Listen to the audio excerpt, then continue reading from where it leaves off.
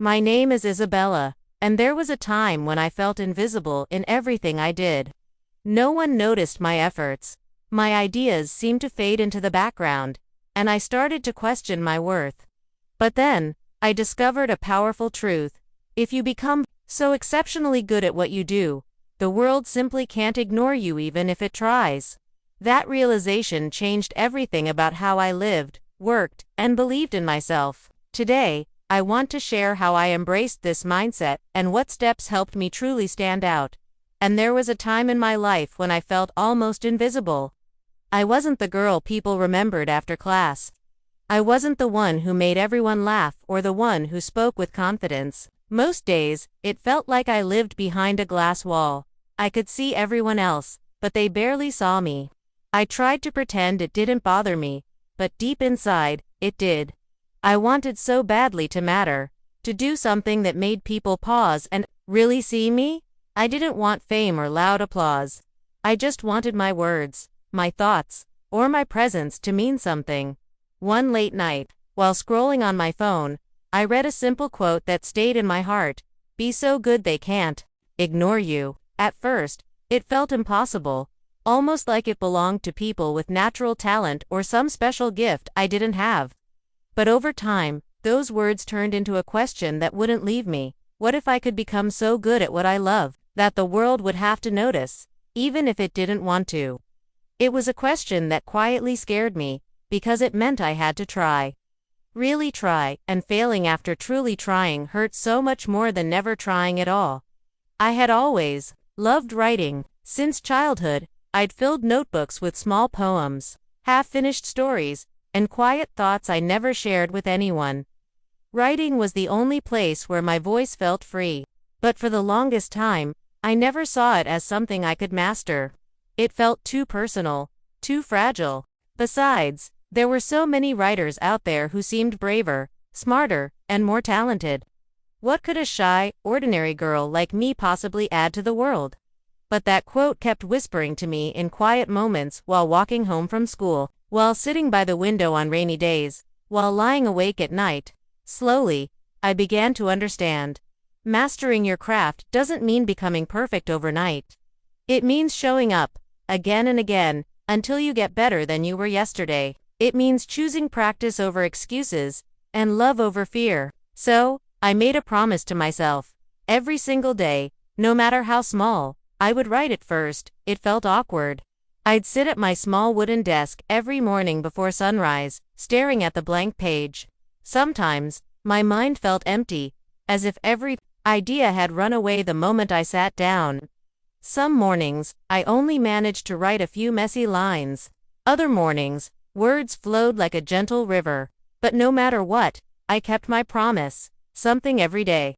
I didn't care if it was just a paragraph or even a single sentence. The important part was to keep going. As weeks turned into months, I started noticing small changes. My sentences felt clearer. My thoughts felt easier to capture on paper.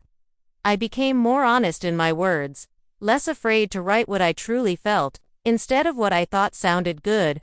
It was a slow change, almost invisible day by day, but when I looked back, I could see how far I'd come. And in those small victories, I discovered something powerful. Practice isn't about proving your worth to others. It's about discovering it for yourself. But mastery isn't just about repetition, it's also about learning deeply. So I began to read with new eyes. I didn't just read for fun anymore. I studied. Every time I read a book or an article that touched me, I asked, why?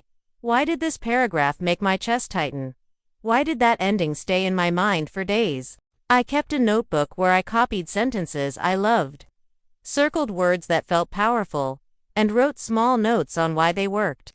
I read stories out loud to hear their rhythm. I even rewrote paragraphs from books I admired, just to feel how the words moved under my pen. I discovered that the best writers weren't always the ones who used the biggest words or the fanciest metaphors.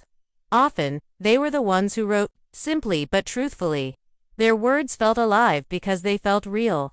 That realization changed the way I approached my own writing. I stopped trying to sound impressive and started trying to sound honest. Still, There were days when doubt felt stronger than my hope. Some mornings, I stared at the blank page and thought, who cares? No one will ever read this. And the truth was, at that time, almost no one did. My stories sat unread in quiet corners of the internet or hidden in my journals. On those days, I had to remind myself, I wasn't writing to be seen. I was writing to become better, to prove to myself that I wouldn't give up. It wasn't easy. There were mornings I felt tired, sad, or discouraged. But I kept the promise, something every day. Slowly, my craft became my quiet companion. I noticed details in the world I had ignored before, the soft hum of morning birds, the way light fell through dusty windows, the sadness in a stranger's eyes. Writing made me more alive, more awake to everything around me. And the more alive I felt, the more alive my words became. After many months, I found the courage to share my work. I posted a short story online, my heart pounding so hard it felt like it would burst. I was sure people would laugh or ignore it completely. Instead, a few people left kind comments. Some even said it felt real to them, or reminded them of their own feelings. It wasn't hundreds of likes or viral success, but it meant everything to me. For the first time, I saw that my words could reach someone else's heart. Encouraged, I kept sharing. Each time felt scary, like standing under a spotlight. But each time, it also felt freeing. I began to see that mastery isn't only about practicing in silence. It's also about risking your voice in public, learning from what others say, and still staying true to your own style. Some people didn't like my work. Some gave me criticism that hurt at first, but I read their words carefully and learned from them, keeping what felt useful and letting go of what didn't. I also learned to practice deliberately. Instead of always writing the same kind of story, I challenged myself. Write dialogue that's real. Describe sadness without using the word sad. End a story with hope, even if it starts in darkness. These small challenges felt like exercises at first, but they helped my writing grow stronger. Over time, my words gained a quiet confidence I hadn't known before. Yet the journey of mastery is never truly finished. Even now, I wake up some mornings, and doubt returns like an old shadow. Even now, I read others' work and think, will I ever be as good? But I've learned to live with that doubt, to see it not as an enemy but as a sign that I still care deeply about what I do. And that care is what pushes me to keep practicing. Mastery, I discovered, is not about arriving at a perfect destination. It's about building a path you keep walking every day.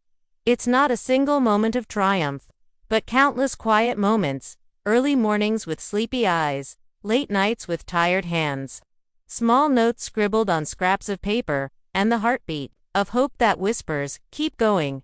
In all those moments, I built something no one could see, a deeper belief in myself. Before, I used to wait for someone else to tell me I was good enough. But mastery taught me that true confidence comes from the effort you make when no one's watching. The quiet hours you spend alone with your craft shape you in ways applause never can. Over time, my small steps turned into something bigger. My words began to carry more weight, not because they were perfect, but because they felt real. People started telling me my stories stayed with them, that they saw a part of themselves in my words. That meant more to me than any award could. Today, I'm still not the loudest person in the room. I'm not the most famous writer, and maybe I never will be. But I know this: I am better than I was yesterday, and tomorrow, I'll be better still. I've become someone who shows up every day, who faces fear with a pen in hand, who keeps practicing even when it feels hard. And that, to me, is what it means to master your craft relentlessly. Looking back, I see now that becoming so good they can't ignore you isn't about talent alone. It's about the quiet choice you make, day after day, to keep learning, keep practicing, and keep believing. It's about loving your craft enough to fail, enough to feel doubt, and enough to start again each morning. That love, that persistence, and that quiet strength are what make you truly impossible to ignore. I started as a girl who felt invisible, but through my craft, I found a voice. And in finding that voice, I found myself. And if I could do that, so can you. And if there's one lesson that truly changed my journey, it's the discovery that it isn't enough to just be good. You have to be different to create something so deeply yours that no one else in the world could copy it, even if they tried. But for most of my life, I didn't understand that.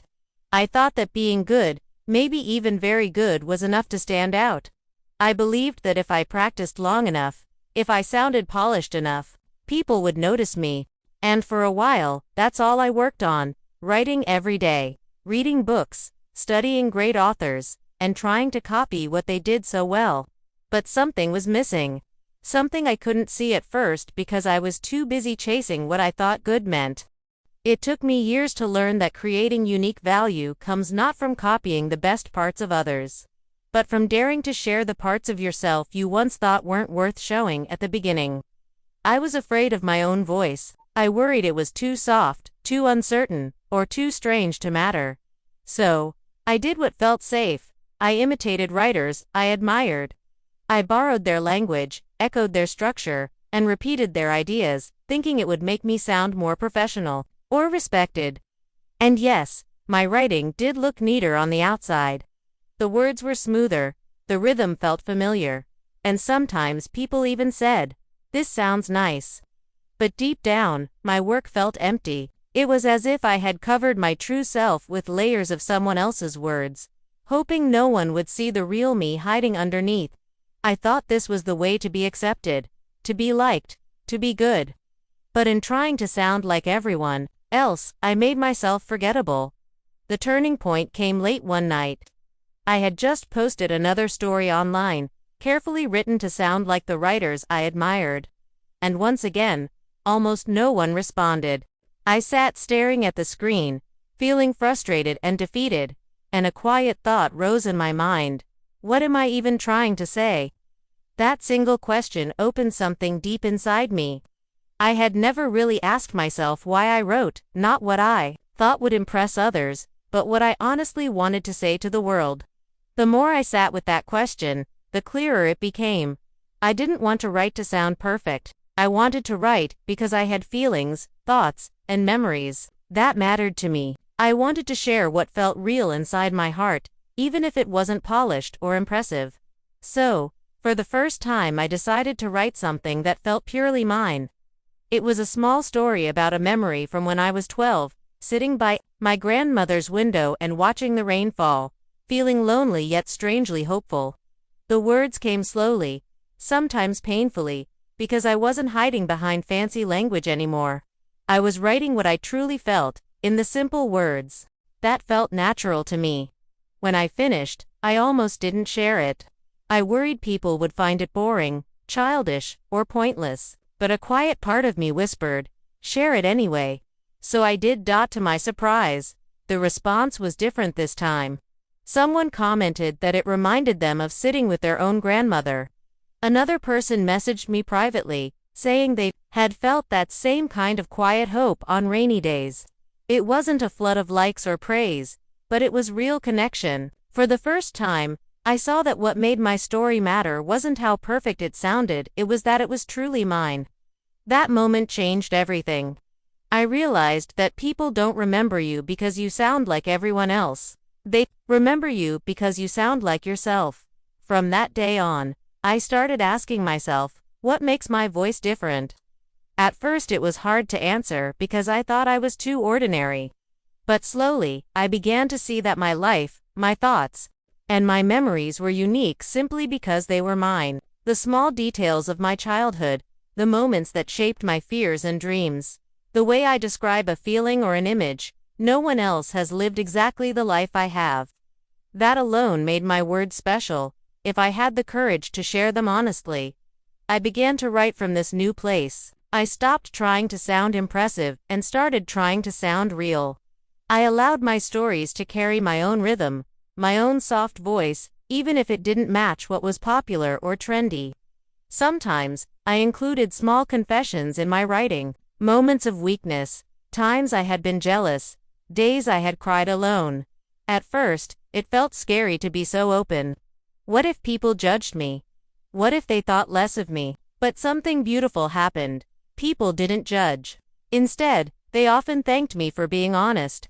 They said, "I feel this too," or, "I thought I was the only one." Through those words, I discovered a quiet truth. What makes your work powerful isn't that it's perfect, it's that it's human.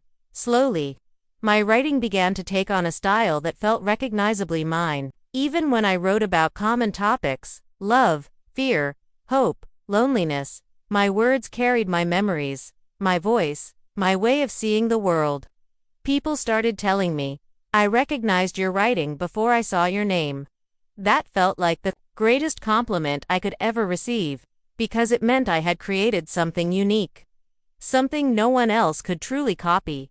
But creating unique value isn't just about style. It's also about what you choose to write about and why.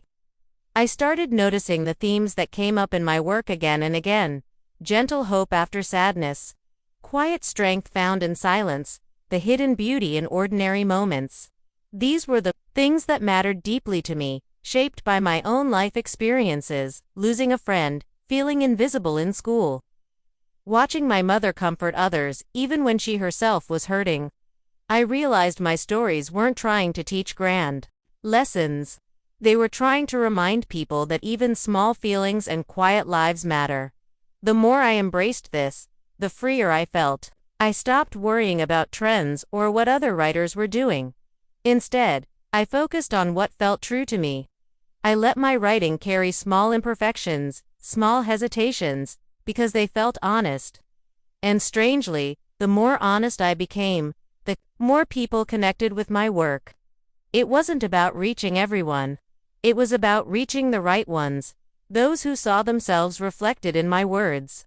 Even if our lives were very different.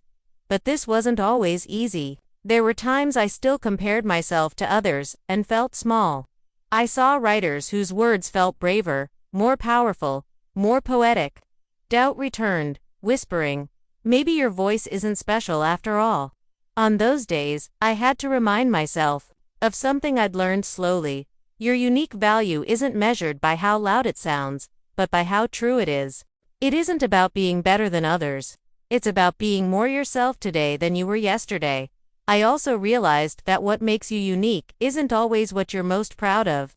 Sometimes, it's what you've been trying to hide. Your deepest fears, your quietest thoughts, your most painful memories. The first time I wrote about my own loneliness, it felt like exposing a secret.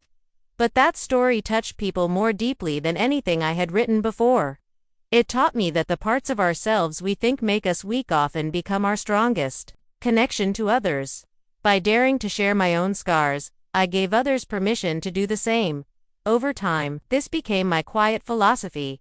Your unique value isn't something you invent, it's something you discover by being deeply honest about who you are and what you've lived through. And once you find it, you have to protect it, because there will always be pressure to sound like everyone else, to follow trends, to fit in, but fitting in makes you invisible. Standing out by being truly yourself is what makes you unforgettable. I noticed something else. 2. Creating unique value isn't a one-time decision. It's a choice you make every time you sit down to create. Every new piece of writing asks, will you dare to be honest again? Will you write what feels real to you, even if it feels risky? Some days, the answer came easily. Other days, I had to push myself to remember why I started. But every time I chose honesty, my writing felt alive. Through this process, I learned that unique value doesn't always look big or dramatic. Sometimes, it's in the smallest details. The smell of rain on old streets, the memory of your grandmother's voice, the quiet ache of missing someone who was never really yours. These details might seem too small to matter, but they're yours alone, and that's what makes them powerful. Today, I still remind myself of this lesson whenever I start a new story. I ask, what part of this could only come from me? It helps me find my true voice again and again, even when doubt tries to drown it out. Because the truth is, the world doesn't need another copy of someone else's work. It needs your truth, told in your way. In the end, creating unique value isn't about being loud or perfect. It's about daring to be honest, even when your voice feels small. It's about seeing your own life, even its quietest moments, as worthy of being shared. And it's about trusting that someone, somewhere, will see your words and feel less alone because of them. That's what happened to me, Isabella, a girl who once felt invisible, but who found her strength not in trying to sound like everyone else, but in daring to sound like herself. And through that choice, I discovered that being unique isn't about being special in everyone's eyes. It's about being true in your own. And when you do that, you become truly impossible to ignore. And if there's one truth I wish I had learned earlier, it's this: it's not enough to be good, or even to be unique, you also have to be consistent and visible. For the longest time, I thought talent alone would carry me forward. That if I quietly worked hard in the background, someday the world would magically discover me. But life doesn't work that way. People can't appreciate what they never see. And skill, no matter how carefully built, remains hidden if you keep it locked away. I learned this lesson slowly, sometimes painfully, through moments of doubt, fear, and stubborn courage.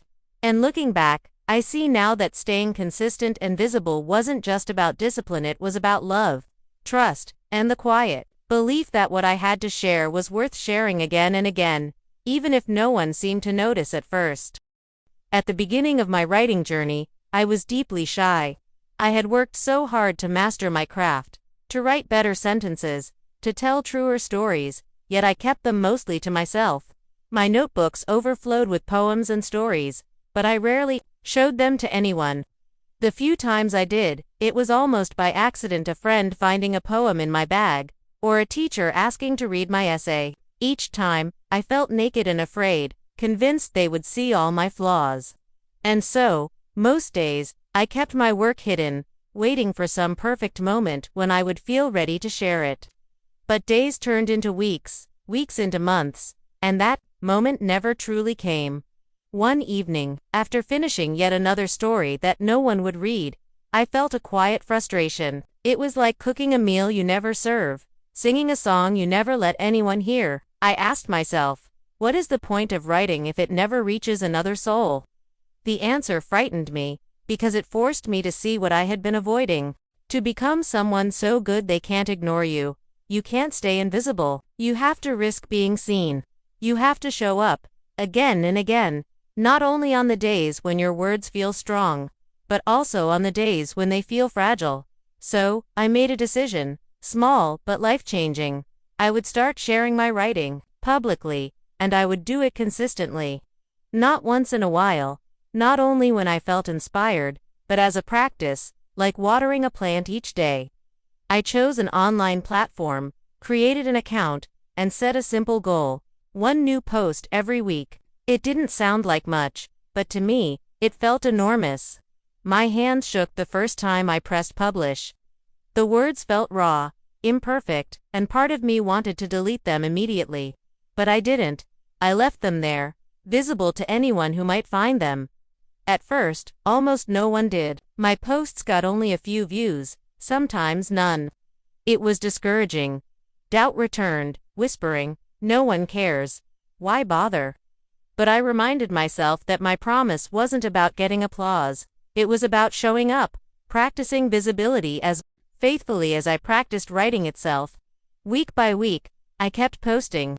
Some stories were short reflections on daily life. Others were longer essays about my fears, dreams, and small moments that felt meaningful. Sometimes, I liked what I shared. Other times, I felt embarrassed by it. But each post became an act of quiet courage. Over time, something gentle but real began to happen. A handful of people started to read regularly. They left kind comments or sent private messages, saying things like, "This made me feel less alone," or, "I've never seen someone describe this feeling so clearly."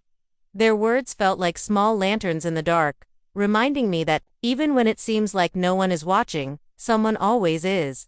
And often, it's the very person who needs your words the most. The more I shared, the easier it became. Not because I stopped being afraid, but because I grew used to the fear and learned to move forward with it beside me. I began to see that consistency isn't about being fearless. It's about being faithful.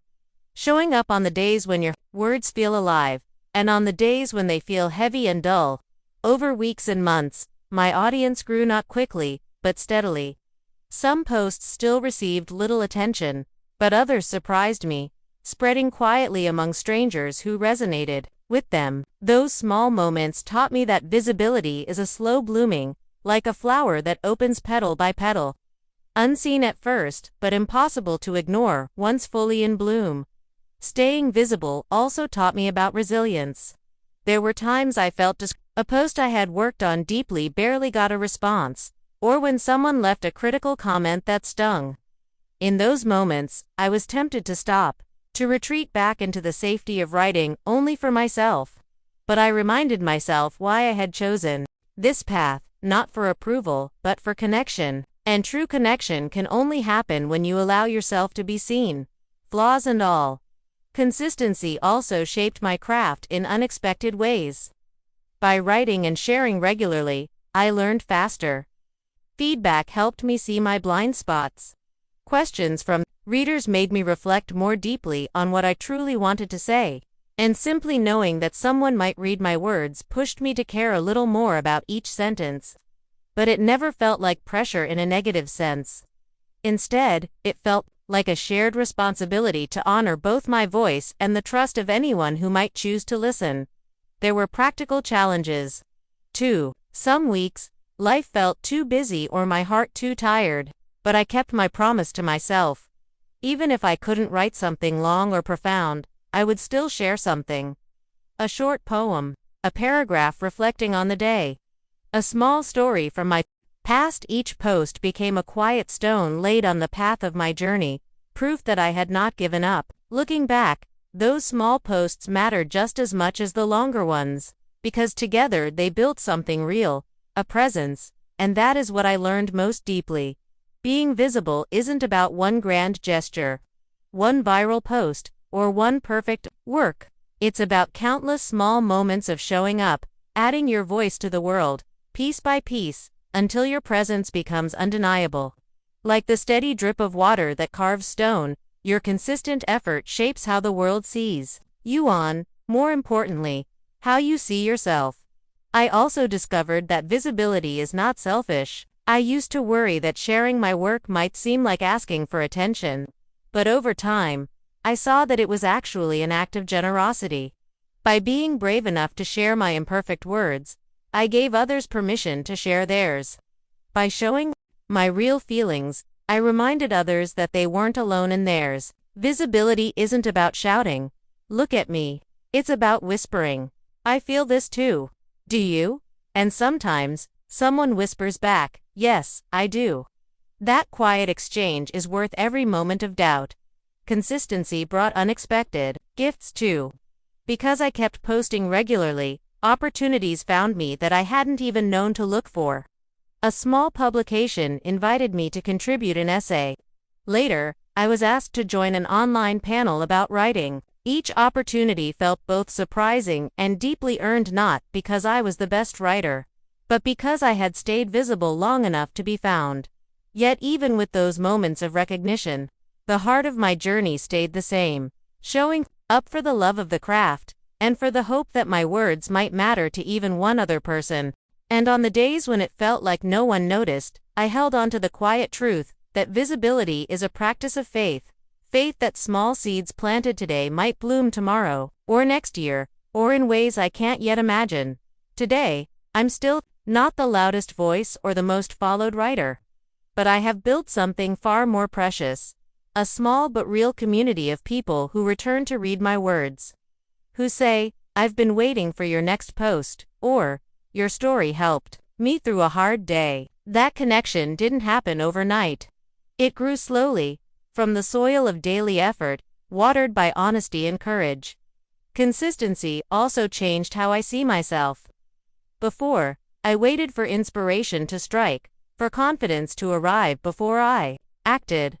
Now, I understand that action itself creates confidence. Each time I share my words, even when they feel imperfect, I prove to myself that my voice matters, not because it is flawless, but because it is mine. Being visible taught me that perfection isn't what draws people in. It's the humanity in your words, the quiet bravery of showing up again and again, And being consistent taught me that even small efforts add up. One post may not change your life, but 100 posts, written with care, can change everything inside you and around you. In the end, staying consistent and visible isn't about chasing fame or applause.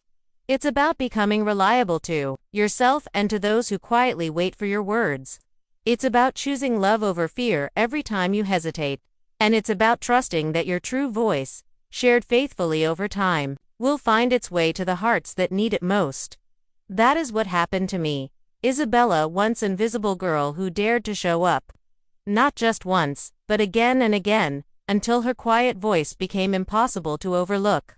And if I could do that, starting from a place of doubt and fear, then so can you.